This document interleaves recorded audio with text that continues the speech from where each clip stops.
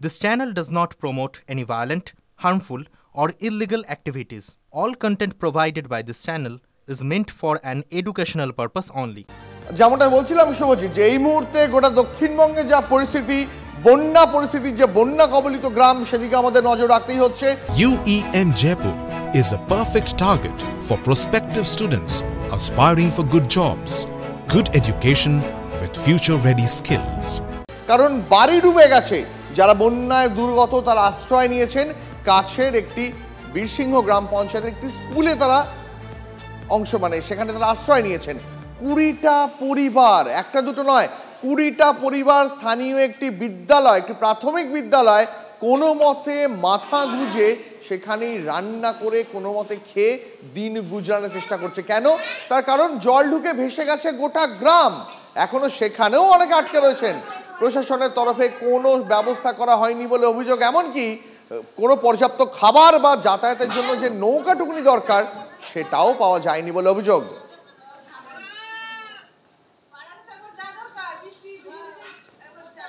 আমরা ছবিগুলো একবার দেখাই, দিকে দিকে বন্যার ছবি আমরা তুলে ধরবো। এই মুহূর্তে আমাদের সঙ্গে রয়েছেন দুজন সহকর্মী, রয়েছেন তন্ময় এবং অসীম। খানাকুলের 2টি ব্লকে 24টি গ্রাম পঞ্চায়েতে এই মুহূর্তে খুব খারাপ অবস্থা। রাজ্য সড়কের ওপর দিয়ে বইছে জল। পরশুরার 8টি এবং আরামবাগের 7টি গ্রাম পঞ্চায়েত ভেসে গেছে ডিবিসির জলে। ছবিটা একবার দেখাই, তারপরে আসবো। ছবিটা দেখুন, ভয়ঙ্কর ছবি। লক্ষাধিক মানুষ বাড়ি ছেড়ে আশ্রয় নিয়েছে উঁচু জায়গায়। যোগাযোগের একমাত্র ভরসা নৌকা। পানীয় জলের নলকূপগুলো জলের তলায়। ছবিটা দেখলেই অনুমান করতে পারবেন ঘরে বসে যে কি অবস্থা খানাকুলের মানুষের। তন্ময় আমাদের সঙ্গে রয়েছেন, আমাদের সহকর্মী। তন্ময়, গতকাল দেখেছিলাম মুখ্যমন্ত্রী গেছিলেন, সকালে তোমার সঙ্গে যখন কথা হচ্ছিল তুমি বলছিলে ওখানকার আমজনতা তারা বলছেন ত্রাণ শিবিরগুলোতে নিয়ে গেলেও পর্যাপ্ত কোনো ব্যবস্থা প্রশাসনের তরফ থেকে আগাম নিয়ে রাখা হয়নি। আজকের ছবিটা কি?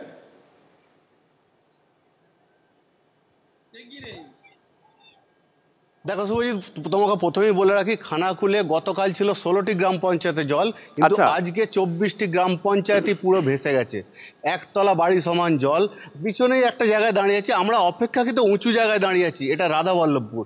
এখানে দেখো এই হারে জল যাচ্ছে এই গ্রাম পঞ্চায়েত এরিয়ায়, এবং দোকানপাট দেখো, দোকানপাট দেখতে পাচ্ছ যে কিভাবে প্রায় হাফ হয়ে গেছে। দোকানপাটও বন্ধ হয়ে গেছে, বাজার দোকানপাট বন্ধ হয়ে গেছে। বাড়িগুলোর অবস্থা দেখলে করুণ দৃশ্য। বাড়িগুলোতে বাড়িতে তারা থাকতে পারছে না, তারা আছে ছাদের উপরে ত্রিপল টাঙিয়ে। পানীয় জলের যে নলকূপগুলি আছে, যে ওয়াটার সাপ্লাই আছে পিএইচই, সমস্ত কিছুই কিন্তু ডুবে গিয়েছে। পানীয় জলের হাহাকার পড়েছে। ত্রাণ শিবিরে মানুষজন ঠিকমতো ত্রাণ পাচ্ছে না। তারা যে ছাদের উপরে থাকবে মাথা গোঁজার জন্য ত্রিপল, এই রোদে তারা থাকবে কি করে? যদি বৃষ্টি হয় থাকবে কি করে? সেই ত্রিপলটুকুও তারা পাচ্ছে না। ইতিমধ্যেই আমরা যেটা জানতে পেরেছি যে গতকাল আমরা যে কুশালী ত্রাণ শিবিরে গেছিলাম, ওই কুশালী ত্রাণ শিবিরের একতলা যে নিচে স্কুল বাড়ি, ওই স্কুল ত্রাণ শিবিরেও জল ঢুকে গিয়েছে। তার ফলে তারা ছাদের উপরে আশ্রয় নিয়েছে। এই রকমই অবস্থা খানাকুলে জলস্তর ক্রমশই বাড়ছে এবং মানুষজনের হাহাকার পড়েছে ত্রাণ নিয়ে। গতকাল আমরা দেখেছিলাম, আজকেও আমরা দেখেছি যে যেখানে প্রশাসন যাচ্ছে জলের একটা করে পাউচ অথবা একটা হাফ লিটার বোতল এবং একটা বিস্কুটের প্যাকেট দেওয়া হচ্ছে। এতে কি তাদের মিটে যাবে? বাচ্চারা কি খাবে? গবাদি পশু নিয়ে তারা ত্রাণ শিবিরে আশ্রয় নিয়েছে। গবাদি পশুর সঙ্গে রাত যাপন করছে অন্ধকারে। আলোর কোনো ব্যবস্থা পর্যন্ত নেই। রাতের অন্ধকারে তারা থাকছে, ঘুটঘুটে অন্ধকারে। একটা বিষয় দেখো, প্রাকৃতিক দুর্যোগে কারোর হাত থাকে না, কিন্তু এটা তো অনুমেয় কিছু কিছু জায়গার ভৌগোলিক অবস্থান বা রাজ্য প্রশাসনের তরফ থেকে যে বলা হচ্ছে ডিবিসি জল ছেড়েছে। বন্যা হয়ে যাওয়ার আগে, মানে বন্যা হওয়ার আগে থেকে তো প্রশাসনের একটা দায়িত্ব থাকে ফ্লাড সেন্টারগুলো পরিষ্কার করা, পর্যাপ্ত ব্যবস্থা করে রাখা। এইগুলো কেন করে না? দেখো, কয়েকদিন আগে অর্থাৎ গত পরশুদিন আমরা দেখিয়েছিলাম ভিডিও, যেখানে একটা বক্তব্য দিচ্ছেন যে উঁচু জায়গায় চলে যেতে, যদি খানাকুলের বাইরে কোথাও আত্মীয় স্বজনের বাড়ি থাকে সেখানে চলে যেতে বলছে, বিপজ্জনক অবস্থা হবে। এতটুকুই কিন্তু প্রশাসন বলেছে, মাইকিং করেছে উঁচু জায়গায় অন্যত্র চলে যেতে। খানাকুলের পরিস্থিতি ভয়ঙ্কর হবে এটা প্রশাসন বলেছে, কিন্তু এখানে পর্যাপ্ত নৌকা নেই, পর্যাপ্ত স্পিডবোট নেই। মানুষ যাবে কি করে? মানুষ যাতায়াত করবে কি করে? প্রশাসনও ঠিক জায়গায় পৌঁছাতে পারছে না, এমনটাই অভিযোগ। যদিও এলাকার মানুষজন বলছে যেহেতু রাস্তাঘাট বন্ধ হয়ে গেছে ত্রাণ আসছে না, তাহলে আগে থেকে কেন মজুত করা হয়নি ত্রাণ? যদি আগে থেকেই জানতে পারা যায়, যদি সতর্কতামূলক ব্যবস্থা নেয় প্রশাসন, কেন আগে থেকে সতর্ক করা হয়নি, কেন আগে থেকে ত্রাণ মজুত করা হয়নি, তাহলে মানুষগুলো কি অবস্থায় থাকবে? অভুক্ত অবস্থায় থাকবে। পানীয় জল কি খাবে? পানীয় জল, মানুষজনের অভিযোগ যে এই বন্যার জল কি তারা ছেঁকে পান করছে। এটা কি সম্ভব? স্বাস্থ্য শিবির, স্বাস্থ্যকর্মীরা যে প্রতিটা ত্রাণ শিবির কি বাড়ি বাড়ি যাবে, সেইটাও তারা যেতে পারছে না, এমনটাই অভিযোগ স্থানীয়দের। শুভজিৎ, নজর থাকবে, সঙ্গে থাকো। আর এর পাশাপাশি আরামবাগের ছবি দেখালাম আপনাদের, খানাকুলের ছবি দেখালাম, এবার ঘাটালের ছবিটা দেখাই আপনাকে। ঘাটাল আপনারা জানেন প্রত্যেক বছর বৃষ্টি হোক, বেশি বৃষ্টি হোক বা কম বৃষ্টি হোক, ঘাটালে জল যন্ত্রণা যেন নিত্যদিনের ছবি। এবার দেখুন যে ছবি দেখাবো আপনাদের, বিদ্যালয়, একটি কাছের প্রাথমিক বিদ্যালয়ে আশ্রয় নিয়েছেন ঘাটালের বীরসিংহ গ্রাম পঞ্চায়েতের 20টি পরিবার। যে ছবির কথা বলছিলাম আপনাদের শুরুতেই, সেই ছবি দেখাচ্ছি আপনাদের। পাশাপাশি আরো একটা ছবি দেখাবো, দেখুন আস্ত এলাকা জলের তলায়, মানুষের যাতায়াতের একমাত্র ভরসা নৌকো। যারা শহরে থাকেন, যারা তুলনামূলক একটু ভালো জায়গায় থাকেন, তারাই জল যন্ত্রণার আঁচ বাড়িতে বসে পাবেন না, কারণ এখন অন্য কোনো যানবাহন নয়, শুধুমাত্র নৌকাই ঘাটালের লোকেদের যাতায়াতের একমাত্র মাধ্যম। বাড়ির দোতলায় গিয়ে আশ্রয় নিতে হচ্ছে, বাড়ির ছাদে, এবং যাদের দোতলা বাড়ি নেই তারা স্থানীয় বিদ্যালয়ে গিয়ে সেখানে গিয়ে কোনো মতো আশ্রয় নিয়েছেন। আমার সহকর্মী অসীম বেরা লাগাতার যে বন্যা পরিস্থিতির ছবি তুলে ধরছে, আরও একবার অসীমের কাছে সরাসরি এই মুহূর্তে চলে যাব। অসীম, এই মুহূর্তে ঘাটালের পরিস্থিতি কেমন? পরিস্থিতি উন্নতির কোনো সম্ভাবনা রয়েছে কি?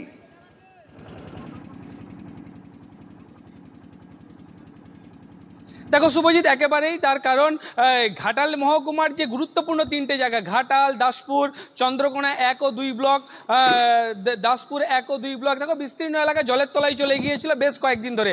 দেখো চন্দ্রকোনার কিছুটা জল নামলেও, চন্দ্রকোনার পরিস্থিতি কিছুটা স্বাভাবিকের দিকে আসলেও ঘাটাল বা দাসপুর এই সমস্ত এলাকার পরিস্থিতি কিন্তু উদ্বেগ বাড়াচ্ছে। জল সেইভাবে না বাড়লেও কিন্তু সম্পূর্ণভাবে জল কবে নামবে, কবে যে সমস্ত মানুষরা বন্যার জন্য বাড়ি ছাড়া হয়েছে তারা কবে পুজোর মুখে বাড়ি ফিরবে, সেটা কিন্তু তাদের কাছে সঠিক উত্তর নেই। দেখো মূলত ঘাটালের যে তুমি যে কিছুক্ষণ আগে একটা কথা বলছিলে যে বন্যা পরিস্থিতির বিষয়ে, দেখো ঘাটালের যে বন্যা পরিস্থিতি, এবারে দেখো ডিবিসি থেকে জল ছেড়েছে, কয়েকদিনে লাগাতার বর্ষণ। দেখো দীর্ঘদিন ধরে নদী বাঁধ, চন্দ্রকোনা সহ ঘাটালের বিভিন্ন এলাকায় নদী বাঁধগুলো কিন্তু দুর্বল হয়ে গিয়েছিল, আর এই নদী বাঁধ একাধিক জায়গায় ভাঙার কারণেই কিন্তু বিভিন্ন জায়গায় কিন্তু বন্যা সৃষ্টি হয়েছে। বন্যা এবারে এতটাই যে পুজোর মুহূর্তে এর জন্য কিন্তু প্রস্তুত ছিল না ঘাটাল মহকুমার বাসিন্দারা। দেখো ইতিমধ্যে এই ঘাটাল মহকুমার একাধিক এলাকার বন্যা কবলিত এলাকার মানুষ কিন্তু কয়েকদিন ধরে তারা যেটা দাবি তুলছেন, বিভিন্ন এলাকায় কিন্তু বিদ্যুৎ নেই, বিভিন্ন এলাকায় প্রশাসনের আধিকারিকদের দেখা নেই, আর বিদ্যুৎ নেই। বন্যা কবলিত এলাকার সব থেকে বড় সমস্যা পানীয় জল, যে পানীয় জল খাবে সেই পানীয় জলের কিন্তু সুব্যবস্থা নেই।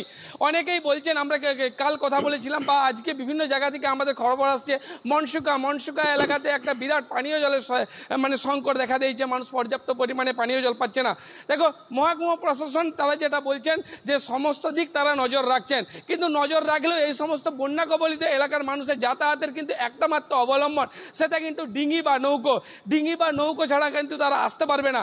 সব থেকে বড় কথা, এই বন্যা কবলিত এলাকায় কোনো মানুষ যদি মারা যায় তার দেহ সৎকার সে তার এলাকায় করতে পারছে না, তাকে অন্যত্রে আনতে হচ্ছে।